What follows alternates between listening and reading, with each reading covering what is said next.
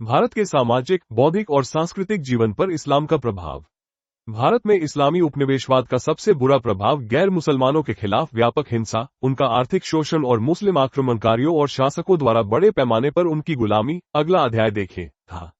इसके अलावा भारतीय समाज की कई मौजूदा सामाजिक और सांस्कृतिक बुराइयां, सती प्रथा, बाल विवाह और जाति व्यवस्था आदि, मुस्लिम शासन के तहत और भी बदतर हो गई। इस्लामी शासन ने भारत में ठगी पंथ और जौहर जैसी नई सामाजिक बुराइयों को भी जन्म दिया। ब्रिटिश शासन के बाद इनमें से कुछ, जैसे जौहर और ठगी पंथ, लुप्त हो गए। अंग्रेजों ने भारत के शेष सामाजिक कष्टों को समाप्त करने या दबाने के लिए भी गंभीर प्रयास किए। इस्लामी शासन का भारत में शिक्षा और अधिगम की स्थिति पर भी गहरा प्रभाव पड़ा। शिक्षा और अधिगम पर भारत में इस्लामी उपनिवेशवाद के सबसे बुरे शिकारों में से एक शिक्षा और अधिगम था। मुस्लिम शासकों और आक्रमणकारियों ने भारत की स्वदेशी शिक्षा प्रणाली को नष्ट कर दिया। शिक्षा के लिए उन्होंने केवल मुसलमानों के लिए मस्जिदें और मदरसे बनवाए। ये पहले ही उल्लेख किया जा चुका है कि इस्लाम पूर्व भारत में शिक्षा, साहित्य, विज्ञान और चिकित्सा के उच्च मानक थे, और नालंदा 427-1197, तक्षशिला, कांची, विक्रमशिला, जगद्दल और ओदंतपुरा जैसे प्रसिद्ध शिक्षा केंद्रों की स्थापना की गई थी। आज के बिहार में तत्कालीन बौद्ध शिक्षा केंद्र में स्थित नालंदा विश्वविद्यालय छात्रों के लिए छात्रावासों वाले दुनिया के पहले आवासीय विश्वविद्यालयों में से एक था। अपने उत्कर्ष काल में इसमें 10,000 से अधिक छात्र और 2,000 शिक्षक थे। इसमें एक विशाल 9 मंजिला पुस्तकालय था, जहां ग्रंथों की सावधानीपूर्वक प्रतियां तैयार और संरक्षित की जाती थी। नालंदा अपने समय का सबसे वैश्विक विश्वविद्यालय भी था, जिसने कोरिया, जापान, चीन, तिब्बत, इंडोनेशिया, फारस और तुर्की से विद्यार्थियों और विद्वानों को आकर्षित किया। 1197 में बख्तियार खिलजी ने विश्वविद्यालय को नष्ट कर दिया, इसके सभी मुंडा बौद्ध शिक्षकों का वध कर दिया और इसके अत्यधिक समृद्ध पुस्तकालय को जला दिया। भारत पर मुस्लिम विजय से पहले बगदाद से कई मुस्लिम छात्र विशेष रूप से चिकित्सा का अध्ययन करने के लिए तक्षशिला विश्वविद्यालय आते थे। इन सभी प्रतिष्ठित विश्वविद्यालयों को मुस्लिम आक्रमणकारियों और शासकों ने नष्ट कर दिया। भारत पर मुस्लिम कब्जे के बाद इनका अस्तित्व समाप्त हो गया। भारत में विज्ञान और शिक्षा पर इस्लामी आक्रमणों के प्रभाव के बारे में अल-बरूनी, जिसका उल्लेख पहले ही किया जा चुका है, ने कहा कि हिंदू विज्ञान और शिक्षा मुस्लिम अधिकृत क्षेत्रों से बहुत दूर चले गए थे। अकबर के अपेक्षाकृत उदार शासन के दौरान हिंदुओं ने हजारों मंदिरों का पुनर्निर्माण किया था, जो हिंदू विद्यालयों के रूप में भी कार्य करते थे। बाद में जब औरंगजेब ने देखा कि मुस्लिम छात्र भी उन मंदिर विद्यालयों में जाते हैं और उनके मन में पापपूर्ण कुफ्र, गैर इस्लामी शिक्षा भरते हैं, तो उसने उन्हें नष्ट करने का आदेश दिया, जिससे पुनर्जीवित हिंदू शिक्षा प्रणाली नष्ट हो गई। दक्षिण में सुल्तान अहमद शाह बहमनी जैसे अन्य मुस्लिम शासकों ने मूर्तिपूजक मंदिरों को तोड़ा और ब्राह्मणों के महाविद्यालयों को नष्ट किया। मुस्लिम आक्रमणकारियों ने धर्मनिरपेक्ष शिक्षा और ज्ञान के लिए स्कूल बनाने के बजाय अक्सर अपने रास्ते में आने वाले गैर मुस्लिम शिक्षण केंद्रों को नष्ट कर दिया। जब खलीफा उमर ने मिस्र 641 पर विजय प्राप्त की, तो अलेक्जेंड्रिया के महान पुस्तकालय को नष्ट कर दिया गया। फारस पर विजय के बाद उन्होंने सीटीसिफोन में शाही पारसी पुस्तकालय को जला दिया। दमिश्क, सीरिया और स्पेन के पुस्तकालयों में भी ऐसा ही नजारा देखने को मिला। 1171 में सुल्तान सलादीन ने विधर्मी फातिमी शासकों को अपदस्थ करने के बाद काहिरा के महान पुस्तकालय को नष्ट कर दिया। भारत में पुस्तकालयों और विश्वविद्यालयों के विनाश का उल्लेख किया गया है। भारत में मुस्लिम शासकों ने केवल इस्लामी स्कूल अर्थात मुक्ताब और मदरसे, जो अक्सर मस्जिदों से जुड़े होते थे, केवल मुस्लिम छात्रों को उनके धर्म और अन्य कलाओं का प्रशिक्षण देने के लिए बनाए, जो प्रशासनिक और सैन्य कर्तव्यों के लिए मुस्लिम राज्य के लिए उपयोगी थे। अरबी और फारसी भाषा सीखना और कुरान, पैगंबरी परंपरा और इस्लामी कानूनों को याद करना अध्ययन के प्रमुख विषय। राज्य चलाने के लिए आवश्यक कृषि, लेखाशास्त्र, ज्योतिष, खगोल विज्ञान, इतिहास, भूगोल और गणित में भी सीमित प्रशिक्षण दिया जाता था। इस्लामी इतिहासकार और कवि अल्लाम शिबली मृत्यु 1914 के अनुसार मदरसे के छात्रों को कमरा, कालीन, भोजन, तेल, कलम और कागज, मिठाइयां और फल उपलब्ध कराए जाते थे। इब्न बतूता भारत भर की अपनी यात्राओं के दौरान कभी कभी मदरसों में ठहरते थे। 300 कमरों वाले एक मदरसे में उन्होंने पाया कि छात्रों को कुरान पढ़ाया जा रहा था और उन्हें दैनिक भोजन और वार्षिक वस्त्र भत्ता प्रदान किया जा रहा था। उन्होंने एक अन्य मदरसे में, जहां वे 16 दिनों तक रहे, पाया कि छात्रों को प्रतिदिन उत्कृष्ट भोजन परोसा जाता था। चिकन की रोटियां, पोलो और कोरमा, मांस के व्यंजन और मिठाइयों की थाली। ये स्कूल केवल मुस्लिम विद्यार्थियों के लिए आरक्षित थे, गैर मुस्लिम छात्रों की इन तक पहुंच नहीं थी। मुस्लिम शासक अपने प्रशासन में केवल मुसलमानों को ही नियुक्त करते थे, इसलिए हिंदुओं को शिक्षित करना अनावश्यक था। सबसे महत्वपूर्ण बात यह थी कि गंदे गैर मुस्लिमों को धार्मिक महलों की परिधि में प्रवेश करने की अनुमति नहीं थी, जैसे मदरसे और मस्जिद। यह आज भी प्रथा है। बाद में जब धर्मत्यागी अकबर ने अपने प्रशासन को सभी पंथों के लोगों के लिए रोजगार के लिए खोल दिया, तो उसने गैर मुस्लिम छात्रों के लिए मदरसों के द्वार खोल दिए और संस्कृत और उपनिषद जैसे हिंदू धार्मिक ग्रंथों का अध्ययन शामिल कर दिया। अकबर ने अपने नए धर्म दीन ए इलाही की स्थापना के संदर्भ में पैगंबर की भाषा अरबी और कुरान के अध्ययन को भी अविश्वसनीय रूप से समाप्त करने का प्रयास किया। इस्लामी शिक्षा अब अप्रासंगिक हो गई थी। 630-650 के दशक में नालंदा विश्वविद्यालय के प्रसिद्ध चीनी तीर्थयात्री ह्वेनसांग ने भारतीय शिक्षा प्रणाली को काफी सुव्यवस्थित पाया। 7 वर्ष की आयु में लड़के और लड़कियां दोनों ने 5 शास्त्रों व्याकरण, कला और शिल्प विज्ञान, चिकित्सा, तर्कशास्त्र और दर्शन शास्त्र का अध्ययन शुरू कर दिया। ह्वेनसांग के वृतांत से नेहरू लिखते हैं, ऐसा प्रतीत होता है कि प्राथमिक शिक्षा तुलनात्मक रूप से व्यापक थी, क्योंकि सभी भिक्षु और पुजारी शिक्षक थे और उन्हें ह्वेनसांग भारतीय लोगों के ज्ञान प्रेम से बहुत प्रभावित थे। इसलिए इसमें कोई आश्चर्य की बात नहीं है कि भारतीय सभ्यता ने अपने बौद्धिक प्रयासों में इतनी ऊंचाई हासिल की, जिसकी पुष्टि अल-बरूनी और अल-अंदलुसी सहित कई मुस्लिम इतिहासकारों ने भी की है। सिकंदर के सिंधु घाटी आगमन ने भारत को शास्त्रीय यूनानी सभ्यता के संपर्क में लाया। भारत ने उसकी उपलब्धियों को विशेष रूप से कला के क्षेत्र में आत्मसात किया। शास्त्रीय ग्रीस के पतन के समय, इस्लाम के जन्म के समय भारत विज्ञान, शिक्षा और अन्य मानवीय प्रयासों में दुनिया से आगे था। यह उल्लेखनीय है कि प्रारंभिक अब्बासिद काल में कई अरब छात्र तक्षशिला विश्वविद्यालय आए थे। खलीफा हारून अल रशीद मृत्यु 813 ने बड़ी संख्या में भारतीय गणितज्ञों और चिकित्सकों को नियुक्त किया। भारतीय चिकित्सकों ने बगदाद में अस्पताल और चिकित्सा विद्यालय स्थापित किए। यहाँ तक कि नेहरू, जो हमेशा इस्लाम के बारे में अच्छी बातें कहने के लिए उत्सुक रहते थे, ने भी शिकायत की कि मुस्लिम शासकों ने 8 शताब्दियों में एक भी अच्छा कॉलेज नहीं बनाया। उन्होंने धर्मनिरपेक्ष शिक्षा, विशेषकर विज्ञान में बहुत कम रुचि दिखाए। यहाँ तक कि प्रबुद्ध अकबर महान, जो अशिक्षित होने के कारण उन्होंने विज्ञान को बढ़ावा देने में कोई विशेष रुचि नहीं ली। दर्शन शास्त्र में उन्होंने केवल अपने स्वयं के धर्म की स्थापना पर ध्यान केंद्रित किया, जिसका कोई धर्मनिरपेक्ष या व्यवहारिक मूल्य नहीं था। मदरसा पाठ्यक्रम को भारतीय भाषा और हिंदू धर्मग्रंथों को शामिल करने के अलावा उन्होंने विज्ञान, दर्शन और अन्य रचनात्मक शिक्षा को बढ़ावा देने के लिए कोई बड़े स्कूल, विश्वविद्यालय और अनुसंधान केंद्र नहीं बनवाए, जबकि यूरोप में महान कार्य हो रहे थे। हालांकि अकबर ने करों का बोझ कम किया और सभी विषयों के प्रति सहिष्णुता की पेशकश की, लेकिन नेहरू लिखते हैं, उनका ध्यान शिक्षा और प्रशिक्षण के सामान्य स्तर को ऊपर उठाने पर केंद्रित नहीं था।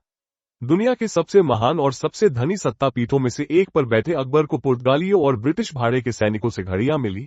उसे अपने दरबार के पुर्तगाली जेसुइट से मुद्रित पुस्तकें मिली, लेकिन उसका मन कभी यह जानने के लिए उत्सुक नहीं हुआ कि ये तकनीकें कैसे काम करती हैं। अकबर सहित मुस्लिम शासकों ने अपनी व्यर्थ महानता को याद रखने और उसे कायम रखने के लिए केवल भव्य स्मारक, किले और महल बनवाए, जो अक्सर पुनर्जागरण काल के सशक्त यूरोप के अपने समकक्षों से कहीं बेहतर थे।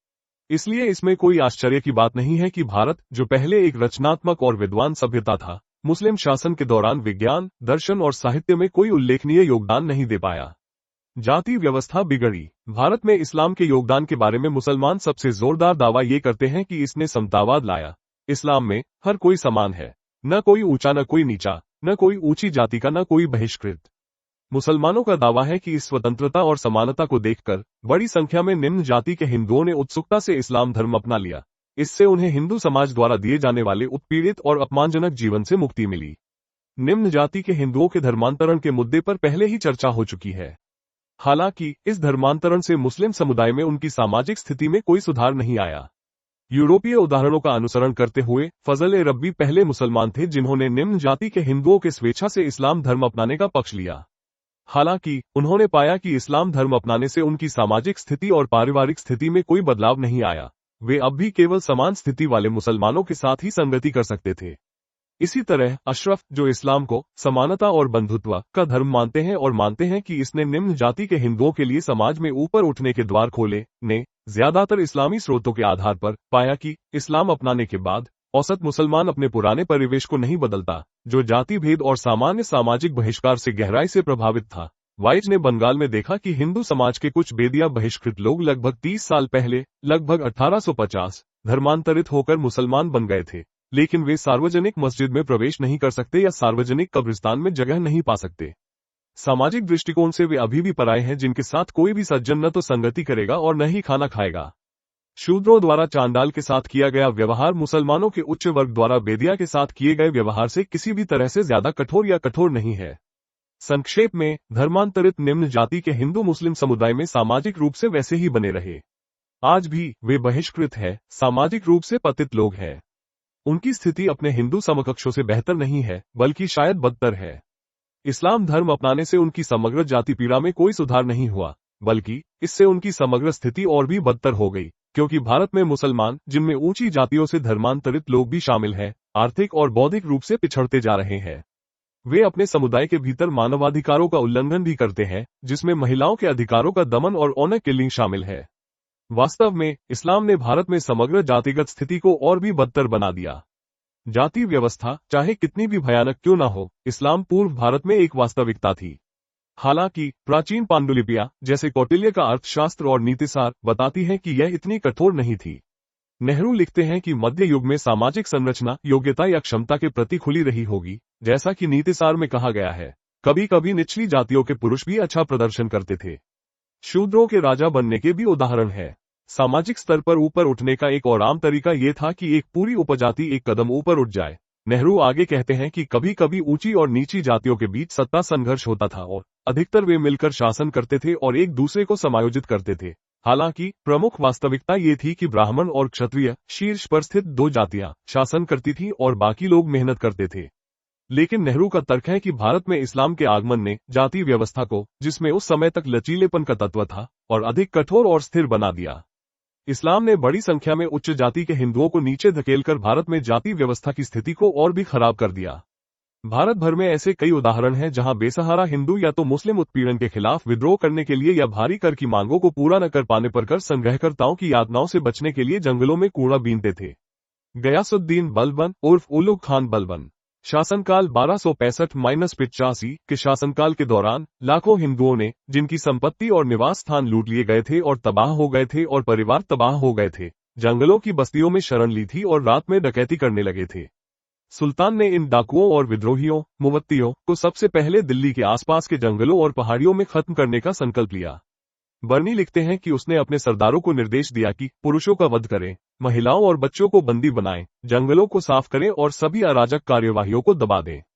इन विद्रोहियों को दबाने के अभियानों में शाही सेना के 1 लाख लोग मुवत्तियों द्वारा मारे गए, जबकि बड़ी संख्या में मुवत्तियों को मौत के घाट उतार दिया गया। इसके बाद सुल्तान दिल्ली से निकलकर कंपिल और पटियाली के इलाकों की ओर बढ़ा, जहां उसने मुवत्तियों को मौत के घाट उतारने में 5 से 6 महीने बिताए।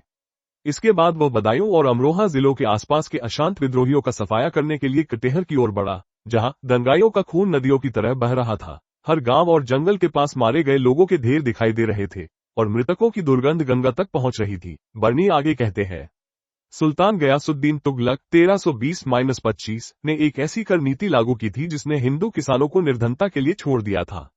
उनके उत्तराधिकारी मोहम्मद तुगलक 1325-51 ने कर में 5-10% की और वृद्धि की। इससे किसान घोर गरीबी में डूब गए और उन्होंने अपनी निष्ठा त्याग दी और जंगलों में शरण ली, जिससे खेती चौपट हो गई और अनाज उत्पादन कम हो गया। व्यापक अकाल की स्थिति पैदा हो गई और हजारों लोग खाद्य पदार्थों के अभाव में मर गए। बर्नी लिखते हैं, जब उन्होंने कराजाल पर्वत पर विद्रोहियों का सफाया करने के लिए एक सेना भेजी, तो विद्रोहियों ने उनके पीछे हटने का रास्ता बंद कर दिया और पूरी सेना एक ही झटके में नष्ट हो गई और इन सभी चुने हुए सैनिकों में से केवल 10 घुड़सवार ही दिल्ली लौट सके। दिल्ली के पास दोआब का इलाका जब भारी करों और क्रूर अभियानों के कारण बर्बाद हो गया, तो हताश हिंदुओं ने गिरोह बनाकर जंगलों में शरण ली, जिससे देश बर्बाद हो गया। सुल्तान ने उन्हें उनके जंगली ठिकानों से ढूंढ निकाला। उस पूरे देश को लूट लिया गया और बर्बाद कर दिया गया और हिंदुओं के सिर लाकर बरन के किले की प्राचीर पर लटका दिए गए। बर्नी लिखते हैं, 1611 में भारत आए ब्रिटिश नील व्यापारी विलियम फिंच के अनुसार सम्राट जहांगीर मृत्यु 1628 हर साल अपने हजारों पसंदीदा सैनिकों के साथ शिकार पर जाते थे, जो महीनों चलता था। उन्होंने जंगल या रेगिस्तान के एक बड़े हिस्से को घेरने का आदेश दिया और इस घेरे में जो कुछ भी पकड़ा जाता है उसे राजा का शिकार कहा जाता है, चाहे वो इंसान हो या जानवर, और जो भी बच निकलता है वो अपनी जान गंवा देता है जब तक कि राजा द्वारा उसे माफ न कर दिया जाए। इस प्रकार पकड़े गए सभी जानवर, अगर इंसान का मांस हो तो उसे बेच दिया जाता है और पैसा गरीबों को दे दिया जाता है। जाहिर है इन दुखी जंगलवासियों की एक बड़ी संख्या जहांगीर के शिकार में मारी गई। फिर भी 1619-20 में अन्य 2 लाख पकड़े गए। अकबरनामा के अनुसार अपने शासन के 27वें वर्ष में उसने अपने अधिकारियों को आदेश दिया कि यदि पहाड़ी किलों के निवासी अपनी किलेबंदी की सुरक्षा पर भरोसा करते हुए लूटपाट में लिप्त हो तो उन्हें फटकार लगाई जाए, दंडित किया जाए और यदि आवश्यक हो तो उनके देश को बर्बाद कर दिया जाए। इससे स्पष्ट रूप से पता चलता है कि बड़ी संख्या में गैर मुस्लिम लाखों, शायद लाखों, सामान्य सामाजिक जीवन से दूर जंगलों में शरण लेते थे। सभी वर्गों और धर्मों के ये जंगलवासी एक साथ रहते थे, विद्रोह करते थे और जो कुछ भी उनके रास्ते में आता था उस पर जीवित रहते थे। जंगली फल, पत्ते, अनाज और जानवर साथ मिलकर वे नए अछूत बन गए। समाज में वापस जाने का कोई रास्ता नहीं था, उन्हें स्वीकार भी नहीं किया जाएगा। उनकी अस्वीकृति का एक प्रमुख कारण ये हो सकता था कि वे भूख से बेहाल होकर जंगली जानवरों का मांस खाते थे। एक बार मांस खा लेने के बाद समाज में, खासकर उच्च जातियों में, उनके लिए कोई जगह नहीं बचती। इसलिए मुस्लिम शासन में निम्न जाति स्वाभाविक रूप से और बढ़ गई। संक्षेप में, मुसलमानों ने संभवतः भारतीय बहिष्कृत जातियों के एक बड़े हिस्से को हिंदू समुदाय से अलग कर दिया और उन्हें सामाजिक रूप से वहीं रखा जहां वे पहले थे, लेकिन एक अलग समुदाय में। साथ ही मुस्लिम शासन ने इस व्यवस्था को और भी कठोर बनाकर और बड़ी संख्या में हिंदुओं को सामाजिक सीढ़ी से नीचे धकेलकर इसे और भी बदतर बना दिया। इस्लाम ने जौहर की प्रथा को जन्म दिया। जौहर हिंदू महिलाओं के बीच एक प्रथा थी जिसमें वे मुस्लिम आक्रमणकारियों और हमलावरों द्वारा दास्ता और यौन उत्पीड़न के लिए पकड़े जाने से बचने के लिए आग में कूदकर आत्महत्या कर लेती थी। इस्लाम पूर्व भारत में ये प्रथा अज्ञात थी। 1812 में जब से मुस्लिम सेनाओं ने भारत की सीमाओं पर आक्रमण करना शुरू किया, वे, यदि सफल होती, तो धन लूट लेती और महिलाओं और बच्चों को गुलाम बनाकर ले जाती। इस्लामी लुटेरों ने भारत की सीमाओं पर लूटपाट और गुलामी के 8 और हमले किए थे। इससे पहले कि कासिम ने 712 में सिंध पर विजय प्राप्त करके पराजितों की महिलाओं का अपहरण करके उन्हें यौन दास बनाकर रखने की पैगंबरी परंपरा को भारत में लाया। सिंध में अपने 3 साल के कार्यकाल में उसने कई लाख महिलाओं और बच्चों को गुलाम बनाया था। सुल्तान महमूद 1102 में भारत से 5 लाख और अन्य अवसरों पर बड़ी संख्या में लोगों को बंदी बनाकर ले गया था। जब कासिम ने सिंध पर विजय प्राप्त की तो महल की महिलाओं ने पकड़े जाने और यौन उत्पीड़न से बचने के लिए खुद को आग लगा ली। ये प्रवृत्ति प्रबुद्ध अकबर के शासनकाल तक भी जारी रही। चित्तौड़ 1568 पर अपनी विजय के दौरान जब अकबर ने 8000 मारे गए राजपूत सैनिकों की महिलाओं को दास बनाने का आदेश दिया, तो उनमें से लगभग 8000 ने अपमान और यौन दास्ता से बचने के लिए जौहर कर लिया। चित्तौड़ में जौहर की 3 प्रमुख घटनाएं हुई, जब अलाउद्दीन खिलजी 1303, गुजरात के बहादुर शाह 1535 और अकबर 1568 ने इस पर आक्रमण किया। वास्तव में ये प्रथा 1947 के विभाजन के दिनों तक जारी रही, जब कई हिंदू और सिख महिलाओं ने अपनी इज्जत बचाने के लिए खुद को आग लगा ली, कुओं में कूद गईं और जैसा कि पहले ही उल्लेख किया जा चुका है, जहर खा लिया। मुस्लिम शासन में सती प्रथा और भी बदतर हो गई। सती एक हिंदू अंतिम संस्कार अनुष्ठान जिसमें पत्नियों को उनके मृत पतियों के साथ जिंदा जला दिया जाता था, भारत में इस्लाम पूर्व की एक प्रथा थी। मुस्लिम शासकों ने इस प्रथा पर प्रतिबंध लगाने या उसे दबाने के लिए कोई गंभीर पहल नहीं की। केवल अकबर, जो उस समय तक इस्लाम का प्रतिष्ठित धर्मत्यागी था, इस प्रथा का विरोधी था, लेकिन उसने इसे खत्म करने का कोई प्रयास नहीं किया। अकबरनामा के अनुसार उसने केवल किसी भी महिला को जबरन जलाने से रोकने का प्रयास किया। मुस्लिम शासन में सती प्रथा निस्संदेह बदतर हो गई। इब्न बतूता के अनुसार यह एक वैकल्पिक प्रथा थी, जैसा कि वह लिखता है, पति की मृत्यु के बाद पत्नी को जलाना उनके द्वारा सराहनीय कार्य माना जाता है, लेकिन अनिवार्य नहीं। उसे खुद को जलाने के लिए मजबूर नहीं किया जाता है। हालांकि भारत में मुस्लिम आक्रमणों और शासन के दौरान ये प्रथा बढ़ गई, क्योंकि भारत में मुसलमानों द्वारा लगातार चलाए गए युद्ध, जिसमें उन्होंने बड़ी संख्या में हिंदुओं, पुरुषों को बड़े गर्व के साथ मार डाला। इब्न बतूता ने इसका एक प्रत्यक्षदर्शी साक्ष्य छोड़ा है। एक बार अमजरी धार के पास अमझेरा कस्बे में मैंने 3 महिलाओं को देखा जिनके पति युद्ध में मारे गए थे और जो खुद को जलाने के लिए तैयार हो गई थी। मैं अपने साथियों के साथ ये देखने के लिए निकला कि उन्हें कैसे जलाया जाता है। मुस्लिम शासन में सती प्रथा के बढ़ने का एक और कारण भी हो सकता है। हिंदू परंपरा में विधवा विवाह पर प्रतिबंध होने के कारण ये महिलाएं अगर कम उम्र की भी होती तो जाहिर तौर पर मुसलमानों द्वारा बलात्कार, अपहरण या गुलामी का शिकार बन जाती। ये समझना चाहिए कि मुसलमानों द्वारा हिंदुओं का अपहरण अक्सर बेचने के लिए आम बात थी। मालाबार में, जहां कभी मुसलमानों का कब्जा नहीं था, मोपला मुसलमानों की उपस्थिति अपेक्षाकृत कम थी। फिर भी 18वीं शताब्दी में वे हिंदुओं, खासकर बच्चों का अपहरण करते थे और उन्हें यूरोपीय व्यापारियों को, खासकर कोचीन के डच बंदरगाह पर बेच देते थे। निस्संदेह इसी कारण विधवाओं ने बड़ी संख्या में सती प्रथा को अपनाया और ऐसा करने के लिए सामाजिक दबाव भी बढ़ाया। इस्लाम ने बाल विवाह को बढ़ावा दिया। मुसलमानों द्वारा हिंदू महिलाओं का अपहरण और उन्हें बलात्कार तथा यौन दास्ता के अधीन करने के लिए गुलाम बनाने ने हिंदू माता पिता को अपनी बेटियों की शादी कम उम्र में करने के लिए प्रोत्साहित किया। इससे मुस्लिम शासन के तहत भारत में बाल विवाह की परंपरा और भी बदतर हो गई होगी। कास्ट एंड आउटकास्ट के लेखक धन गोपाल मुखर्जी का तर्क है कि भारत में दमनकारी मुस्लिम शासन ने हिंदुओं को अपनी कुछ सुविकसित परंपराओं को त्यागने के लिए मजबूर किया। उनके अनुसार वयस्क होने से पहले ही लड़कियों की सगाई युवा हिंदू लड़कों से कर दी जाती थी ताकि उन्हें मुस्लिम शोषकों से बचाया जा सके। इसलिए मुस्लिम शासन ने भारत में बाल विवाह की प्रथा को और भी बदतर बना दिया। ब्रिटिश शासकों ने इस प्रथा को दबाने के लिए हर संभव प्रयास किया। आज भी बांग्लादेश और पाकिस्तान में हिंदू अल्पसंख्यकों और अन्य गैर मुसलमानों के लिए यह एक वास्तविकता है, जहां हिंदू महिलाओं के अपहरण और बलात्कार की दर बहुत अधिक है। पाकिस्तान और बांग्लादेश में हिंदू महिलाओं के अपहरण और बलात्कार की घटनाओं पर पहले ही चर्चा हो चुकी है। बांग्लादेश के धर्मनिरपेक्ष मुसलमानों और हिंदुओं के साथ मेरे संपर्कों के अनुसार हिंदू लड़कियों, खासकर खूबसूरत लड़कियों, की अक्सर कम उम्र में ही शादी कर दी जाती है या उन्हें गुंडे मुसलमानों द्वारा अपहरण या बलात्कार से बचाने के लिए भारत भेज दिया जाता है। पाकिस्तान माइनॉरिटीज कंसर्न नेटवर्क के अनुसार 2005 में लगभग 50 हिंदू और 20 ईसाई लड़कियों का अपहरण किया गया। उनमें से अधिकांश को जबरन इस्लाम में परिवर्तित कर दिया गया। गैर मुस्लिम लड़कियों का अपहरण, जबरन धर्म परिवर्तन और मुसलमानों से उनकी जबरन शादी की ऐसी ही घटनाएं फिलिस्तीन और मिस्र आदि में नियमित रूप से होती रहती है। अगर मुस्लिम सरकारों पर अपने नागरिकों के मानवाधिकारों की रक्षा के लिए अंतर्राष्ट्रीय संगठनों जैसे यूरोपीय संघ और संयुक्त राष्ट्र, विदेशी सरकारों, विशेषकर अमेरिका और मानवाधिकार संस्थाओं का दबाव न होता, तो इस्लामी देशों में गैर मुस्लिम महिलाओं की स्थिति आज से काफी अलग होती। अफ्रीका और मध्य पूर्व के कुछ मुस्लिम देशों में गैर मुस्लिम महिलाओं की गुलामी और यौन शोषण आज भी जारी है। इस्लाम ने घातक ठगी पंथ का निर्माण किया। ठगियां हिंदू देवी काली का एक धार्मिक सांस्कृतिक पंथ थी, जिसे अंग्रेजों ने 1830 के दशक में कुचल दिया था। वे रात में डकैती करते थे और अपने शिकार, अक्सर राहगीरों और यात्रियों, का गला घोंटकर हत्या कर देते थे। वे रात होते ही भारत की सड़कों पर अराजकता और आतंक फैला देते थे। उन्होंने दसियों, संभवतः सैकड़ों, हजारों लोगों की हत्या की थी। अंग्रेजों ने चुनिंदा हत्याओं, गुप्त अभियानों, घुसपैठ, ठोस पुलिस कार्रवाई और सहयोग करने वाले और आत्मसमर्पण करने वाले पूर्व ठगों को क्षमादान देकर इस पंथ का उन्मूलन किया। ठग शब्द पहली बार जियाउद्दीन बर्नी की तहरीक फिरोज शाही में आता है। बर्नी के अनुसार सुल्तान जलालुद्दीन फिरोज शाह खिलजी 1290-96 के शासनकाल में सुल्तान ने उनके समुदाय के एक सदस्य से मित्रता करके 1000 ठगों को बंदी बना लिया था। उसने उन्हें क्षमा कर दिया और लखनौती निर्वासित कर दिया। ऐसा प्रतीत होता है कि ठगी पंथ की उत्पत्ति इस्लामी लुटेरों द्वारा भारत की आबादी पर विनाशकारी हमलों की शुरुआत के बहुत पहले ही हो गई थी। हमने देखा है कि मुस्लिम शासन के दौरान लाखों हिंदुओं ने जंगलों में शरण ली थी। उनमें से कुछ उपद्रवी और दुस्साहसी लोगों ने रात के समय राजमार्गों पर चलने वाले कारवां और यात्रियों को लूटने का पेशा अपना लिया था। लगभग सभी मध्ययुगीन इस्लामी इतिहास ग्रंथों में विद्रोहियों का उल्लेख मिलता है, जिन्होंने जंगलों में छिपे ठिकानों और पहाड़ों की दुर्गम पहाड़ियों में शरण ली थी और राजमार्गों पर डकैती की। उनके घर और संपत्ति लूट ली गई, जला दी गई और महिलाओं और बच्चों को बंधक बनाकर वे जंगल में चले गए। अन्य लोग अत्यधिक कर की मांग पूरी न कर पाने पर उनके साथ शामिल हो गए।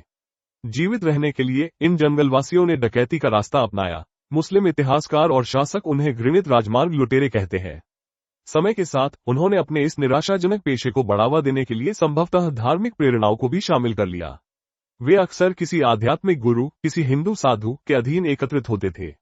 इब्न बतूता लिखते हैं कि उनके कारवां पर, जिसमें 22 घुड़सवार आंशिक रूप से अरब और आंशिक रूप से फारसी और तुर्क थे, मुल्तान के दुर्गम पहाड़ों से उतरते हुए हिंदू विद्रोहियों के एक दल ने हमला किया, जिसमें 2 घुड़सवार भी शामिल थे।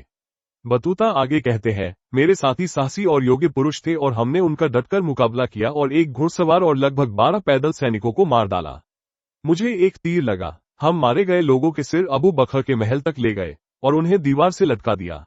ये स्पष्ट रूप से ठग थे, हालांकि बतूता शायद उनके स्थानीय नाम से परिचित नहीं थे। बादशाह जहांगीर ने ऊपर बताए गए 2 लाख जंगल में रहने वाले विद्रोहियों को मार गिराया। उनमें से कई विद्रोही स्पष्ट रूप से ठगी के पेशे में लगे हुए थे। निकोलस विथिंगटन, जिन्होंने 1612-14 के दौरान भारत की यात्रा की, जहांगीर की संपत्ति से प्रभावित होकर आम लोगों में अत्यधिक गरीबी देखी और कई लोग जीविका चलाने के लिए डकैती करने लगे थे। उनके समूह को एक ऐसे ही डाकू ने पकड़ लिया, जो स्पष्ट रूप से एक ठग था, और उनका सामान और हथियार लूट ले गया। R.C. प्रसाद कहते हैं कि विथिंगटन ने भारतीय ठगों का पहला सक्षम विवरण उस समय लिखा जब मुगल साम्राज्य अपनी शक्ति के चरम पर था। ठगों का पंथ स्पष्ट रूप से मुसलमानों द्वारा रचा गया था, जो अंग्रेजों के प्रयासों से शीघ्र ही लुप्त हो गया। 629 में अरब में इस्लाम के उदय के समय ह्वेन सांग चीन से हजारों मील की यात्रा करके नालंदा पहुंचे। भारत के आम लोगों के बारे में उन्होंने लिखा, धन के मामलों में वे चालाक नहीं है और न्याय करने में वे विचारशील है। वे अपने आचरण में धोखेबाज या विश्वासघाती नहीं है और अपनी शपथों और वादों के प्रति वफादार है। अपराधियों के संबंध में ये संख्या में कम है और केवल कभी कभी ही परेशानी का कारण बनते हैं। मुस्लिम आक्रमणकारियों ने इन शांतिपूर्ण और अत्यंत नैतिक लोगों को बड़ी संख्या में जंगलों में खदेड़ दिया था। उनके पास जीवित रहने के लिए रात के समय भारत की सड़कों पर डकैती डालने और इस तरह कारवां और यात्रियों में आतंक पैदा करने के अलावा कोई रास्ता नहीं था। ये भारत के सामाजिक, सांस्कृतिक और बौद्धिक जीवन पर इस्लाम के प्रभाव के कुछ उदाहरण हैं। अन्य उदाहरणों में उदाहरण के लिए हुवेन सांग ने भारत में लड़कियों को लड़कों के साथ शिक्षा में भाग लेते देखा। भारत की सबसे बड़ी गणितीय उपलब्धि दशमलव प्रणाली, जिसका हम आज उपयोग करते हैं, 3 महान गणितज्ञों भास्कराचार्य, लीलावती और ब्रह्मगुप्त की कृति थी। लीलावती भास्कराचार्य की पुत्री एक महिला थी। वेनिस के मार्को पोलो, जो 2 बार 1288 और 1293 दक्षिण भारत आए थे, ने रुद्रमणि देवी नामक एक बहुत ही प्रशंसनीय महिला को देखा जो तेलुगु देश की शासक थी। उन्होंने 40 साल तक शासन किया। मुस्लिम आक्रमणकारियों ने, जो व्यापक रूप से गुलामी, अपहरण और बलात्कार में लिप्त थे, भारत की महिलाओं को सामाजिक जीवन से दूर घरों की चारदीवारी में धकेल दिया। नेहरू लिखते हैं कि भारत में इस्लाम के आगमन ने महिलाओं की स्वतंत्रता को कम कर दिया और आगे कहा कि मुसलमानों के प्रभाव में हिंदुओं ने अपनी महिलाओं को पर्दे में डाल दिया। भारत में मुस्लिम शासन की स्थापना के समय रचनात्मकता में भारतीय सभ्यता की शक्ति स्थिर हो गई थी। उस समय किसी भी सभ्यता के साथ ऐसा होता था। प्राचीन ग्रीस की चकाचौंध लंबे समय तक नहीं रही। नेहरू कहते हैं, भारत बहुत अधिक रूढ़िबद्ध था। यह अपरिवर्तनीय और अप्रगतिशील होता जा रहा था। सुल्तान महमूद के क्रूर आक्रमणों के माध्यम से भारत में आए इस्लाम के सकारात्मक प्रभाव पर नेहरू लिखते हैं, इस्लाम ने भारत को हिला दिया। इसने एक ऐसे समाज में प्रगति के लिए जीवन शक्ति और प्रेरणा का संचार किया जो पूरी तरह से अप्रगतिशील होता जा रहा था। हिंदू कला, जो पतनशील और रुग्ण हो गई थी और दोहराव और विवरण से भरी हुई थी, उत्तर में बदलाव से गुजरती है। एक नई कला विकसित होती है जिसे इंडो मुस्लिम कहा जा सकता है, जो ऊर्जा और जीवन शक्ति से भरपूर है, जैसा कि पहले ही उल्लेख किया जा चुका है। सुल्तान महमूद के आक्रमणों के प्रत्यक्षदर्शी अलबरूनी ने इस मुद्दे पर बिल्कुल विपरीत राय व्यक्त की है। नेहरू स्वयं कहते हैं कि भारतीय कुशल निर्माणकर्ताओं ने ही अपने दिमाग और श्रम का इस्तेमाल करके मुस्लिम आक्रमणकारियों की इच्छानुसार उनके धार्मिक प्रतीकों को दर्शाया, और इसके कई पहलू भी इस्लाम पूर्व फारसी, मिस्र और बीजान्तिन सभ्यताओं के मुसलमानों द्वारा हड़पे गए। नेहरू स्वयं कहते हैं कि महमूद बड़ी संख्या में भारतीय वास्तुकारों और निर्माणकर्ताओं को अपने साथ गजनी ले गया ताकि वहां एक भव्य मस्जिद का निर्माण किया जा सके। जाहिर है, मुस्लिम आक्रमणकारियों को यह भी नहीं पता था कि वे जो चाहते हैं उसे कैसे बनाएं। निस्संदेह, ये भारतीय दिमाग, भारतीय श्रम, दयनीय दासों के रूप में, और भारतीय धन, अनिवार्य लूट और अत्यधिक करों के माध्यम से प्राप्त ही था, जिसे भारत के मूल निवासियों के लिए मूल्यहीन इन बेकार की मूर्खताओं में सबसे अधिक उदारतापूर्वक डाला गया था। इसके बजाय ये संस्थाएं एक मजबूत किला बन गई जहां से सदियों से आम जनता पर भयानक उत्पीड़न और शोषण किया जाता रहा। नेहरू शायद सही है कि भारतीय सभ्यता गतिहीन हो रही थी। इससे किसी को यह आभास हो सकता है कि भारतीय सभ्यता अंधकार में हो गई थी, जो मुस्लिम आक्रमणकारियों के आगमन के साथ इतनी आसानी से अंधकार में बदल गई और अनेक सामाजिक बुराइयों को जन्म दे दिया। ये पुनर्जीवित और प्रगति करना नहीं जानती थी। हालांकि ऐसी धारणा का कोई आधार नहीं है। मुस्लिम आक्रमणकारियों की इच्छाओं के आधार पर भारतीय भवन निर्माताओं, शिल्पकारों और कारीगरों ने भव्य इमारतें और स्मारक बनाए, जिन्हें तथाकथित इंडो मुस्लिम वास्तुकला कहा जाता है। और जैसे ही अंग्रेज प्रगतिशील विचारों, स्वतंत्रता, धर्मनिरपेक्ष शिक्षा, कानून का शासन, लोकतंत्र और मानवाधिकार के साथ आए, गैर मुस्लिम भारतीयों ने उन्हें खुले दिल से अपनाया, जो प्राचीन काल से भारतीय सभ्यता की एक पहचान रही है। नायपॉल लिखते हैं, हिंदुओं ने, खासकर बंगाल में, यूरोप की नई शिक्षा और अंग्रेजों द्वारा लाई गई संस्थाओं का स्वागत किया। मुसलमान अपनी पुरानी धार्मिक संकीर्णताओं के कारण अलग थलग पड़ गए। ऐतिहासिक रूप से देखें तो मुसलमानों ने धर्मनिरपेक्ष शिक्षा और ज्ञान में बहुत कम रुचि ली। ब्रिटिश शासन के दौरान मुसलमानों ने आधुनिकता का कड़ा विरोध किया और अंग्रेजों द्वारा स्थापित आधुनिक शिक्षा और ज्ञान का लाभ नहीं उठाया। वे धर्मनिरपेक्ष शिक्षा को गैर इस्लामी मानते थे और उससे पूरी तरह बचते रहे। परिणामस्वरूप वे पिछड़ गए, जबकि हिंदुओं ने नए शिक्षण अवसरों का लाभ उठाकर प्रगति की और समृद्ध हुए।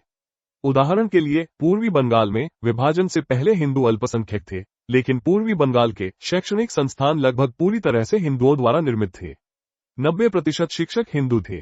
ब्रिटिश राज ने लगभग 1850 में भारत के अधिकांश भाग पर नियंत्रण प्राप्त कर लिया था। हालांकि कुछ क्षेत्रों में 1857-58 के सिपाही विद्रोह के उपद्रव भी हुए थे, और 1857 में कलकत्ता, बम्बई और मद्रास में 3 विश्वविद्यालयों की स्थापना करके भारत की शिक्षा प्रणाली को पुनर्गठित करना शुरू किया।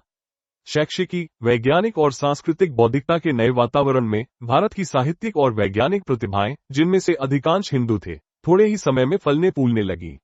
लगभग आधी सदी में भारतीय कवि और वैज्ञानिक नोबेल पुरस्कार के लिए होड़ में थे।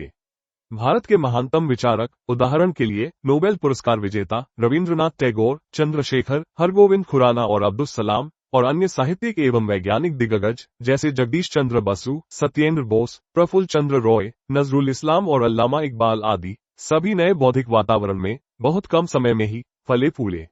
भारतीय समाज के धर्म, परंपरा और संस्कृति के महान सुधारक जैसे राजा राम मोहन राय, मृत्यु 1833, स्वामी विवेकानंद, मृत्यु 1902, और ईश्वर चंद्र विद्यासागर, मृत्यु 1891 आदि भी अंग्रेजों द्वारा पोषित सामाजिक राजनीतिक वातावरण, रचनात्मक बौद्धिकता और स्वतंत्रता की संस्कृति के तहत बहुत तेजी से पले फूले। ये कारक स्पष्ट रूप से दर्शाते हैं कि भारत की सशक्त और रचनात्मक सभ्यता, जिसे मुस्लिम आक्रमणकारियों और शासकों ने क्रूरतापूर्वक दबाया और अवसरों से वंचित किया, जल्द से जल्द फलने फूलने के लिए उत्सुकता से प्रतीक्षा कर रही थी। इसमें कोई संदेह नहीं कि भारत में अंग्रेजों द्वारा शुरू किए गए सामाजिक और सांस्कृतिक सुधारों के प्रति हिंदुओं में कुछ प्रतिरोध था, लेकिन यह अधिक से अधिक कमजोर था। कुल मिलाकर हिंदुओं ने जल्दी ही समझ लिया कि सती प्रथा, कन्या भ्रूण हत्या, बाल विवाह, विधवा विवाह निषेध और जाति व्यवस्था जैसी संस्थाएं, जो सैकड़ों हजारों वर्षों से चली आ रही थी, उनके समाज की अनुचित बुराइयां थीं। गुंडे, अराजक बदमाश मुस्लिम शासन के दौरान भारत की सड़कों पर लगातार घूमते रहे, बावजूद इसके कि मुस्लिम शासकों ने लाखों की संख्या में उनकी हत्या की और उन्हें बंदी बनाया। लेकिन ब्रिटिश शासन के तहत उन्हें जल्दी ही समझ आ गया कि सदियों पुरानी क्रूरता खत्म हो गई है। नए शासकों द्वारा उन पर लगाम लगाने के सभी उपाय करने के बाद वे जल्दी ही नागरिक जीवन में लौट आए। ब्रिटिश शासन की अपेक्षाकृत छोटी अवधि, जो विभिन्न क्षेत्रों में 100 से 190 वर्षों से भी कम समय तक चली, ने निम्न जाति के हिंदुओं में अपनी अपमानित सामाजिक स्थिति और अपमानित गरिमा के प्रति गहरी जागरूकता पैदा की, जो एक सम्मानित मनुष्य होने के नाते उनके हक के बिल्कुल विपरीत थी। ये जागरूकता इतनी प्रबल हो गई थी कि उन्होंने अंबेडकर के नेतृत्व में 1940 के दशक में उच्च जाति के हिंदुओं से मुक्त अपने लिए एक स्वतंत्र राज्य की स्थापना के लिए एक अभियान भी चलाया। इनमें से कुछ बुराइयां, कन्या भ्रूण हत्या, बाल विवाह, जातिगत भेदभाव, भारतीय समाज में अभी भी कुछ हद तक मौजूद है। हालांकि इन पर कानूनी रूप से प्रतिबंध है और सभी भारतीयों में ये सार्वभौमिक समझ है कि ये नैतिक रूप से गलत है। अब समय आ गया है कि ये समाप्त हो जाए। धार्मिक जनसांख्यिकी पर इस्लाम का प्रभाव, अतीत और वर्तमान। मुस्लिम शासन के दौरान आतंक, दास्ता और जबरदस्ती आर्थिक दबाव के माध्यम से हिंदुओं और अन्य गैर मुस्लिमों का इस्लाम में धर्मांतरण पहले ही हो चुका है। निस्संदेह ब्रिटिश हस्तक्षेप के बिना बांग्लादेश, पाकिस्तान और भारत की जनसंख्या की धार्मिक जनसांख्यिकी आज की तुलना में बहुत अलग होती।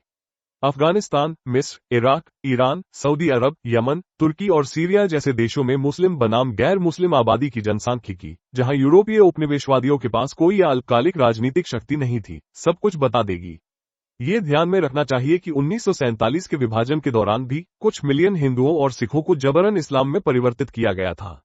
मुस्लिम शासकों द्वारा अपने क्रूर और आर्थिक रूप से कुचलने वाले उपायों के बावजूद भारत का प्रभावी ढंग से इस्लामीकरण करने में विफलता पर फर्नांड ब्राउडेल कहते हैं, भारत केवल अपने धैर्य, अपनी अलौकिक शक्ति और अपने विशाल आकार के कारण ही जीवित रहा।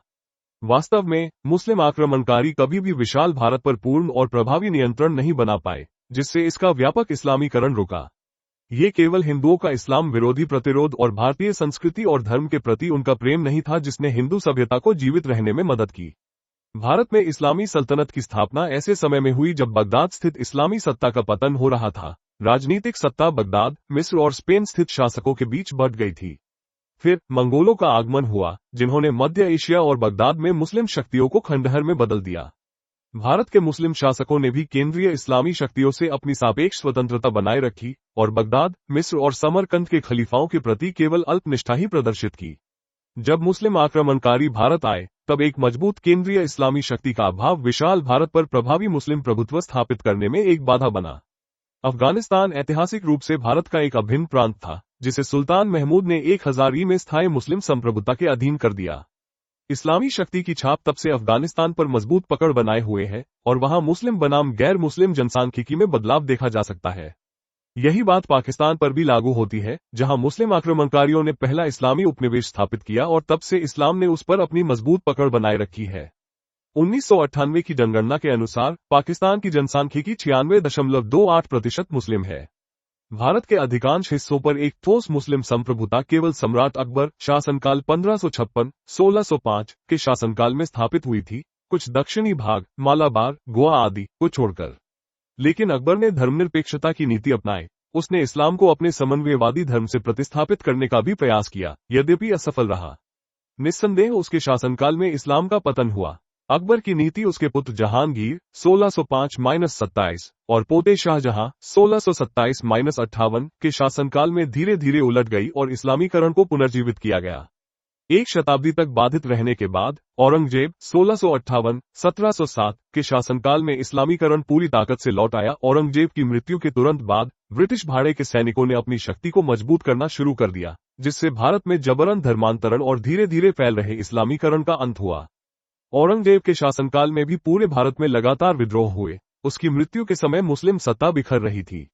औरंगजेब के शासनकाल में भारत के अधिकांश हिस्सों में आधी सदी तक चले कुछ हद तक प्रभावी इस्लामीकरण ने विशेष रूप से उत्तरी भारत में मुस्लिम आबादी की वर्तमान जनसांख्यिकी को आकार देने में महत्वपूर्ण योगदान दिया है। इसलिए ये समझना आसान होगा कि ब्रिटिश हस्तक्षेप के बिना निरंतर इस्लामी शासन ने उपमहाद्वीप में मुस्लिम बनाम गैर मुस्लिम जनसांख्यिकी को कैसे प्रभावित किया होगा। 1947 के बाद से मुस्लिम बहुल बांग्लादेश और पाकिस्तान में धार्मिक जनसांख्यिकी में आए बदलाव से यह स्पष्ट रूप से पता चलता है कि एक निर्बाध मुस्लिम शासन ने उपमहाद्वीप में समग्र धार्मिक जनसांख्यिकी को कैसे बदल दिया होगा। पूर्वी पाकिस्तान, बांग्लादेश में विभाजन के बाद 25-30% आबादी वाले हिंदू अब लगभग 10% रह गए हैं। पाकिस्तान में विभाजन के बाद हिंदुओं की आबादी लगभग 10% थी। 1998 में उनकी संख्या घटकर 1.6% रह गई। कश्मीर में पाकिस्तान की विफलता के कारण 1950 में और उसके बाद हिंसा की नई लहर में बड़ी संख्या में हिंदुओं का या तो जबरन धर्म परिवर्तन कर दिया गया या उन्हें देश से निकाल दिया गया। आज अक्सर यह खबर आती है कि पाकिस्तान में मुसलमान नियमित रूप से हिंदू, ईसाई भी लड़कियों का अपहरण करते हैं, उन्हें इस्लाम में परिवर्तित करते हैं और उन्हें मुसलमानों से शादी करने के लिए मजबूर करते हैं। पाकिस्तान अल्पसंख्यक अधिकार समूहों के अनुसार हर साल लगभग 600 हिंदुओं, सिखों और ईसाइयों को जबरन इस्लाम में परिवर्तित किया जाता है। 649 यह और हिंदुओं पर कई अन्य सामाजिक समस्याएं और मनोवैज्ञानिक दबाव उन्हें या तो इस्लाम में परिवर्तित होने या भारत में स्थानांतरित होने के लिए मजबूर करते हैं। जैसा कि ऊपर उल्लेख किया गया है, इसने पिछले 6 दशकों में पाकिस्तान में धार्मिक जनसांख्यिकी में बदलाव को प्रभावित किया है। बांग्लादेश में 2001 के आम चुनाव के बाद विजयी इस्लाम समर्थक बांग्लादेश नेशनलिस्ट पार्टी ने इस्लामी जमात-ए-इस्लामी पार्टी के साथ गठबंधन करके पराजित कुछ हद तक धर्मनिरपेक्ष अवामी लीग पार्टी का समर्थन करने के कारण हिंदुओं पर उत्पीड़न की एक लहर चला दी, जिसमें अपमान, यातना, बलात्कार और यहां तक की हत्या भी शामिल थी। ढाका के प्रमुख डेली स्टार अखबार की एक खोजी रिपोर्ट में अकेले भोला जिले में हिंदू महिलाओं के साथ लगभग 1000 बलात्कारों का दस्तावेजीकरण किया गया था।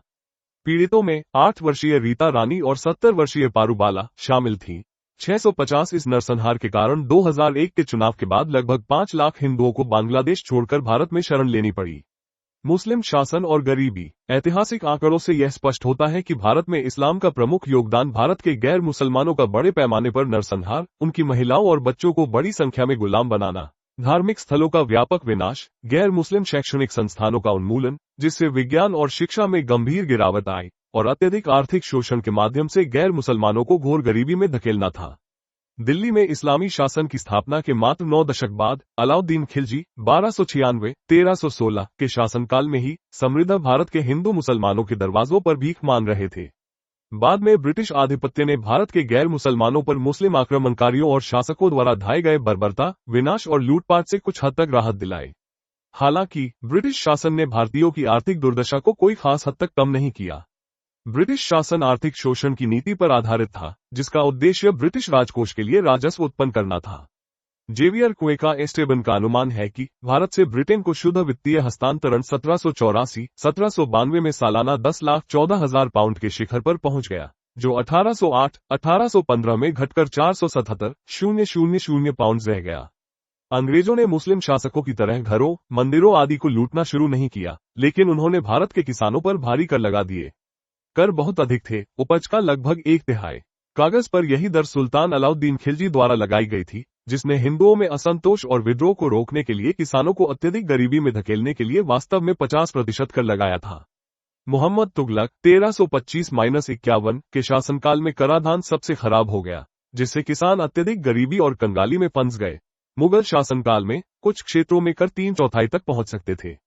अंग्रेजों के शासन में देशी जमींदारों, जो राज के कर संग्राहक थे, ने स्थिति को और भी बदतर बना दिया। वे 1/3 कर अपने खर्च के लिए वसूलते थे।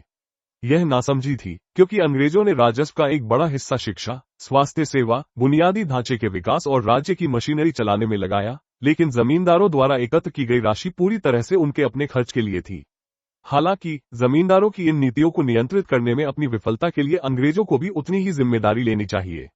अंग्रेजों ने किसानों को खाद्यान्न फसलों के बजाय नकदी फसलों की खेती करने के लिए मजबूर किया। नील, जूट, कपास और चाय आदि, जो ब्रिटेन के फलते फूलते उद्योगों के लिए उपयोगी थी।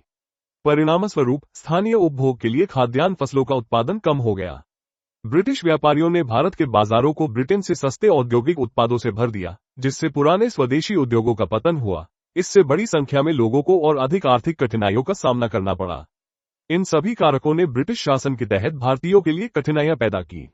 हालांकि ये ध्यान रखना होगा कि भारत का पुराना उद्योग वैसे भी ढहने वाला था, क्योंकि दुनिया अपरिवर्तनीय रूप से पूंजीवादी औद्योगिकरण की ओर बढ़ रही थी। भारत पर अंग्रेजों का कब्जा निस्संदेह बहुत कम क्रूरता और रक्तपात के साथ हुआ था। फिर भी उन्होंने मुख्यतः सिपाही विद्रोह 1857-58 के दौरान अपनी क्रूरता का प्रदर्शन किया। सिपाही विद्रोह में अंग्रेजों का अत्याचार भयावह था, लेकिन अत्याचार दोनों पक्षों द्वारा किए गए थे। कानपुर में नाना साहब के साथ क्रूर विश्वासघात के बाद अंग्रेज और भी क्रूर हो गए। 5 जुलाई 1857 को नाना की हिरासत में छोड़े गए लगभग 210 अंग्रेज महिलाओं और बच्चों का कत्ल कर दिया गया। उनके टुकड़े टुकड़े कर दिए गए और उन्हें कुएं में फेंक दिया गया। विद्रोहियों ने लखनऊ में मासूम बच्चों का भी कत्ल किया और गोरी महिलाओं के साथ बलात्कार किया। मासूम महिलाओं और बच्चों की निर्मम हत्या और बलात्कार की इन घटनाओं ने अंग्रेजों को, यहां तक कि ब्रिटेन की जनता को भी क्रोधित कर दिया। विद्रोहियों से बदला लेने के लिए ब्रिटिश सैनिकों ने शर्मनाक और अनुपातहीन अत्याचार किए। हालांकि निहत्थे नागरिक आबादी, खासकर महिलाएं और बच्चे, जो मुस्लिम आक्रमणकारियों और शासकों द्वारा गुलामी का मुख्य निशाना थे, को शायद ही कभी अंग्रेजों की क्रूरता का सामना करना पड़ा।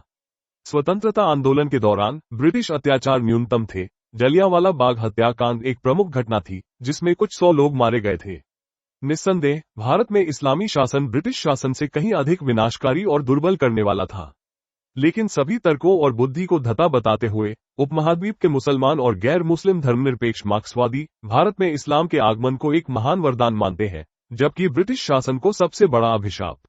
वे कहते हैं कि इस्लाम कथित तौर पर समानता, न्याय, मुक्ति, कला, संस्कृति, वास्तुकला और समृद्धि लेकर आया, जिस पर भारत को गर्व होना चाहिए।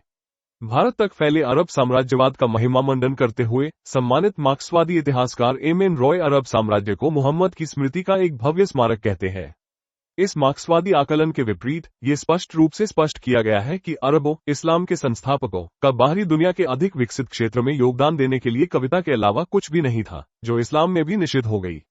नेहरू, जो लगातार अपनी ही बात का खंडन करते रहते हैं, इस मार्क्सवादी दृष्टिकोण को भी नकारते हुए कहते हैं, अफगानों ने प्रगति का कोई नया तत्व नहीं लाया। वे एक पिछड़ी सामंती और कबीलाई व्यवस्था का प्रतिनिधित्व करते थे। नायपॉल मार्क्सवादी आकलन की आलोचना करते हुए कहते हैं कि इस्लामी आक्रमणों ने हिंदू सभ्यता को आतंकित, घायल और नष्ट कर दिया। वे कहते हैं, भारत में इस्लामी शासन कम से कम बाद के ईसाई ब्रिटिश शासन जितना ही विनाशकारी था। ईसाइयों ने एक सबसे समृद्ध देश में भारी गरीबी पैदा की। मुसलमानों ने उस संस्कृति से एक आतंकित सभ्यता का निर्माण किया जो अब तक अस्तित्व में थी। नायपॉल की तरह मार्क्सवादी समाजवादी इतिहासकार, जिनमें नेहरू भी शामिल है, अपने इतिहास लेखन में मुख्य रूप से अंग्रेजों द्वारा फैलाई गई गरीबी पर ध्यान केंद्रित करते हैं। ठीक है, ये वास्तव में एक निर्विवाद तथ्य है। उनके लेखन में जो स्पष्ट रूप से अनुपस्थित है, वो है भारत में गरीबी पर इस्लाम का प्रभाव। इस्लामी शासन का गरीबी पर क्या प्रभाव पड़ा? इस बात का कई बार उल्लेख किया गया है कि मुस्लिम आक्रमणकारी और इतिहासकार भारत की समृद्धि से कितने चकित थे। इस्लाम पूर्व भारत की समृद्धि के बारे में अब्दुल्ला वस्साफ ने अपनी पुस्तक तज्जियातुल इमसार 1300 में लिखा है, इस देश का आकर्षण और हवा की कोमलता, साथ ही इसकी धन संपत्ति, बहुमूल्य धातु, पत्थर और अन्य प्रचुर उत्पादन की विविधता वर्णन से परे है। एक काव्यात्मक टिप्पणी में वे आगे कहते हैं, यदि ये दावा किया जाता है कि भारत में स्वर्ग है, तो आश्चर्यचकित न हो, क्योंकि स्वर्ग स्वयं इसके बराबर नहीं है। एक अवसर पर कासिम से प्राप्त लूट के 5वें हिस्से से हज्जाज इतना भयभीत हुआ कि उसने ईश्वर के सामने सजदा किया, धन्यवाद और स्तुति अर्पित की, क्योंकि उसने कहा, नेहरू के अनुसार उसकी लूट में 50,000 मन, एक मन का मतलब 37.3 किलोग्राम सोना, भारी मात्रा में जवाहरात और मोती, 20,000 घोड़े और 312 हाथी शामिल थे। बर्नी के अनुसार मलिक काफूर की लूट इतनी अधिक थी कि दिल्ली के पुराने निवासियों ने कहा कि इतने हाथी और इतना सोना पहले कभी दिल्ली नहीं लाया गया था। किसी को भी ऐसी घटना याद नहीं है, न ही इतिहास में ऐसी कोई घटना दर्ज है। इस्लामी आक्रमणकारी इतने धनवान देश में भयंकर लूटपाट और शोषण करने आए, जिससे लोगों को भारी कष्ट और तकलीफें हुई। अलाउद्दीन खिलजी मृत्यु 1316 ने किसानों को इस हद तक लूटा कि उनके पास केवल गुजारा करने लायक ही बचा, बाकी सभी प्रकार के करों के रूप में उनसे ले लिया गया। अलाउद्दीन ने भारतीय किसानों को इतनी दुर्दशा में डाल दिया था कि मिस्र के एक सूफी संत मौलाना शमसुद्दीन तुर्क ने प्रसन्न होकर लिखा था, हिंदू महिलाएं और बच्चे मुसलमानों के दरवाजे पर भीख मांगने निकल जाते थे। ऐसी दयनीय स्थिति के कारण कई किसानों को कर चुकाने के लिए अपनी पत्नियों और बच्चों को बेचने के लिए मजबूर होना पड़ा। बाद में सुल्तान गयासुद्दीन तुगलक शासनकाल 1320-25 ने शोषण जारी रखा ताकि हिंदुओं के पास केवल इतना ही बचे कि एक ओर वे अपने धन के कारण अहंकारी न बने और दूसरी ओर निराशा में अपनी भूमि न छोड़े, बर्नी ने लिखा। इसके बाद मोहम्मद बिन तुगलक शासनकाल 1325-51 ने कर को और बढ़ा दिया, जिससे किसानों को अपनी भूमि छोड़कर जंगलों में शरण लेने के लिए मजबूर होना पड़ा, जहां से उसने जंगली जानवरों की तरह उनका शिकार किया।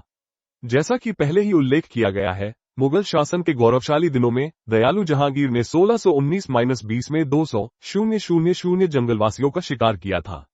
दयालु अकबर के 27 वर्षों के शासनकाल में, जैसा कि ऊपर उल्लेख किया गया है, बड़ी संख्या में हिंदू पहाड़ों की दुर्गम भूमि में रहते थे। इसका अर्थ है कि गौरवशाली मुगल शासन के दौरान भी भारत में घोर गरीबी बनी रही। गैर मुस्लिम किसानों के अत्यधिक शोषण की नीति अकबर के शासनकाल में संभवतः कुछ हद तक राहत के अलावा जहांगीर के शासनकाल और उसके बाद भी जारी रही।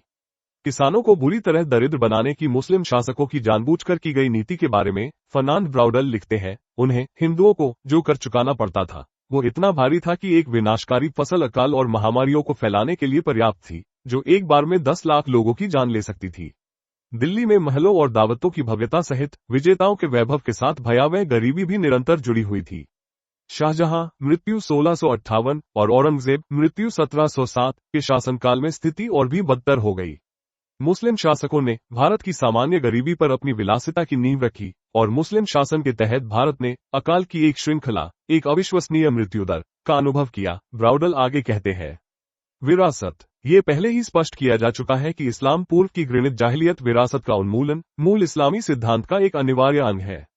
सच्चे ईमान वालों का ये दायित्व है कि वे अपने निवास स्थल से गलत, अप्रचलित इस्लाम पूर्व धार्मिक, सांस्कृतिक और सभ्यतागत विशेषताओं और उपलब्धियों के अवशेषों को मिटा दें। इसलिए 7वीं शताब्दी में इस्लाम के मध्य पूर्व पर अधिकार करने के बाद लुईस लिखते हैं, सबसे प्राचीन भाषाएं मिस्र, असीरियन, बेबीलोनियन, हित्ती, प्राचीन फारसी और बाकी तब तक त्याग दी गईं और अज्ञात रहीं जब तक कि प्राच्य विद्वानों द्वारा उन्हें खोद कर निकाला, समझा, व्याख्यायित और इतिहास में पुनर्स्थापित नहीं किया गया। लंबे समय तक ये प्रयास विशेष रूप से गैर मध्य पूर्वी लोगों का काम था और आज भी मुख्यतः ऐसा ही है। इब्न वार्राक लिखते हैं, इससे सहमति जताते हुए मिस्र विज्ञान, असीरियन विज्ञान और ईरान विज्ञान यूरोपीय और अमेरिकी विद्वानों के अनन्य विषय थे। समर्पित पुरातत्वविदों पर छोड़ दिया गया था कि वे मानव जाति को उसके गौरवशाली अतीत का एक अंश पुनः प्राप्त करके वापस लौटाएं। हालांकि हाल के वर्षों में, उदाहरण के लिए मिस्र में कट्टरपंथी मुसलमान पूर्व इस्लामी युग के पिरामिडों और अन्य पुरातात्विक एवं स्थापत्य संबंधी खजानों को नष्ट करके उन पुनर्जीवित अतीत के गौरव को नष्ट करने की कोशिश कर रहे हैं। अफगानिस्तान में तालिबान कट्टरपंथियों ने पूर्व इस्लामी बामियान बुद्ध की मूर्तियों को नष्ट कर दिया। ईरान में इस्लामी शासन पिछले 3 दशकों से किसी न किसी बहाने से महान पूर्व इस्लामी फारसी विरासत को व्यवस्थित रूप से मिटा रहा है। यह अभियान जोर पकड़ रहा है और आने वाले दशकों में इस्लामी देशों में इसका विस्तार और तीव्रता होने की पूरी संभावना है। निस्संदेह यूरोपीय उपनिवेशवादियों में पुर्तगाली और स्पेनियों ने उपनिवेशित लोगों पर, जैसे दक्षिण अमेरिका और भारत में पुर्तगाली नियंत्रित गोवा में, कहर बरपाया। लेकिन अगर मध्ययुगीन मुस्लिम इतिहासकारों और शासकों के अभिलेखों पर गौर किया जाए तो निस्संदेह मुस्लिम आक्रमणकारियों ने उपनिवेशित लोगों पर कोई कम अत्याचार नहीं किया। उन्होंने भारत में अनुमानतः 80 करोड़ मूल निवासियों की हत्या की, मध्य पूर्व और मध्य एशिया में भी इतनी ही संख्या में, अफ्रीका में इससे भी ज्यादा और यूरोप में इससे भी ज्यादा। स्पेनिश और पुर्तगाली साम्राज्यवाद स्पष्ट रूप से क्रूर था, लेकिन जहां तक उपनिवेशित लोगों के विरुद्ध अत्याचारों का प्रश्न है, इस्लामी साम्राज्यवाद भी कम क्रूर नहीं था। अन्य यूरोपीय औपनिवेशिक शक्तियां ऑस्ट्रेलिया जैसे उल्लेखनीय अपवादों को छोड़कर उस समय के हिसाब से काफी अच्छा व्यवहार कर रही थी। उदाहरण के लिए उपमहाद्वीप में यूरोपीय और इस्लामी उपनिवेशवाद की निरंतर विरासतें क्या है? भारत में ब्रिटिश स्थापित शिक्षा, कानूनी और स्वास्थ्य सेवा प्रणालियों, सड़कों, रेलवे और सिंचाई प्रणालियों, धर्मनिरपेक्ष लोकतंत्र, कानून के शासन और दूरसंचार के सकारात्मक प्रभाव के साथ साथ सामाजिक बुराइयों के उन्मूलन के उनके प्रयासों को आज के भारत में नकारा नहीं जा सकता। लेकिन इस्लाम की लाभकारी विरासत के बारे में भारत क्या दावा कर सकता है? भारतीय मुस्लिम मित्र मुझे बताते हैं कि मुस्लिम आक्रमण से पहले भारत के पास कुछ भी नहीं था। वे कहते हैं, इस्लाम ने भारत को ताजमहल, लाल किला दिया। इरफान यूसुफ तर्क देते हैं कि इस्लाम ने उस समय दुनिया के सबसे धनी साम्राज्य के राजा को अपनी पत्नी के सम्मान में एक मकबरा, ताजमहल, बनवाने के लिए प्रेरित किया। विज्ञान, कला और वास्तुकला में भारत की इस्लाम पूर्व स्थिति पर पहले ही चर्चा की जा चुकी है। इस बात पर भी चर्चा की गई कि कैसे ये काल्पनिक मूर्खताएं, तथाकथित महान इस्लामी योगदान, उपनिवेशित लोगों का खून चूसकर और निश्चित रूप से उनके दिमाग और श्रम से निर्मित की गई। सबसे महत्वपूर्ण बात यह है कि इन मूर्खताओं के बिना भारत आज भी उतना ही महान राष्ट्र होता, लेकिन ब्रिटिश राज की विरासत के बिना नहीं। नायपॉल पाकिस्तान में ब्रिटिश और इस्लामी विरासतों के बीच अंतर पर लिखते हैं कि मुगलों ने किले, स्थान, मस्जिदें और मकबरे बनवाए थे। 19वीं सदी के उत्तरार्ध में अंग्रेजों ने संस्थानों के लिए इमारतें बनवाई। लाहौर दोनों काल के स्मारकों से समृद्ध था। विडंबना यह है कि एक ऐसे देश के लिए जो इस्लामी पहचान की इतनी बात करता है और यहां तक कि मुगल सत्ता का उत्तराधिकारी होने का दावा भी करता है, यह मुगल स्मारक ही थे जो जीर्ण शीर्ण अवस्था में थे। किला, शाहजहां की मस्जिद, शालीमार गार्डन, सम्राट जहांगीर और उनकी महान पत्नी नूरजहां, दोनों के मकबरे। ब्रिटिश प्रशासनिक भवन आज भी मौजूद है। जिन संस्थाओं को ये संस्थाएं स्थापित करने के लिए बनाई गई थी, वे आज भी कमोबेश वही संस्थाएं हैं जिन पर देश निर्भर है। पाकिस्तान के विचार के पीछे मोहम्मद इकबाल के पोते वलीद इकबाल ने नायपॉल से कहा कि मुगलों के समय में भी कानून पूरी तरह तानाशाही था। अंग्रेजों द्वारा दी गई अदालतें और 1898 तथा 1908 के ब्रिटिश प्रक्रियात्मक कानून ही देश के पास थे। ये जरूरतें पूरी करते थे, इसीलिए ये टिके रहे। इसका मतलब यह नहीं है कि इन विचारों और संस्थाओं के भारत आने के लिए ब्रिटिश आधिपत्य जरूरी था। प्राचीन काल से ही भारतीय सभ्यता स्वयं रचनात्मक होने के साथ साथ विदेशी विचारों को आत्मसात करने में भी माहिर रही है। पुनर्जागरण और ज्ञानोदय के यूरोप के विकास अपेक्षाकृत आसानी से भारत में आ गए होते। हालांकि अगर भारत पर इस्लाम का दबदबा बना रहता तो यह एक बाधा बन जाता। भारत में मुस्लिम सत्ता क्षीण हो रही थी और कई लोग मानते थे कि हिंदू और सिख मुसलमानों को सत्ता से बेदखल करने वाले हैं। ये पूरी तरह संभव था। हालांकि ये ध्यान में रखना होगा कि दुनिया में कहीं भी मुस्लिम उपनिवेशवादियों को विदेशी हस्तक्षेप के बिना सत्ता से बेदखल नहीं किया गया था। भारत में मुस्लिम शक्ति पहले भी कई बार क्षीण हो चुकी थी। अमीर तैमूर ने दिल्ली में पहले से ही क्षीण होती इस्लामी शक्ति को पूरी तरह से तहस नहस कर दिया था। फिर भी मुसलमान वापस आए और अपना राजनीतिक नियंत्रण स्थापित किया। आंतरिक शक्ति से नहीं तो विदेशी सहायता से भी मुसलमान सत्ता पर अपनी पकड़ बनाए रख सकते थे। क्या अहमद शाह अबादली, महान सूफी गुरु शाह वलीउल्लाह की तरह भारत के धर्मनिष्ठ मुसलमानों के आग्रह पर 1761 में अपने अंतिम आक्रमण में मराठा विरोध को तहस नहस करने और उसे नेस्तनाबूद करने के लिए 3 बार भारत नहीं आए थे?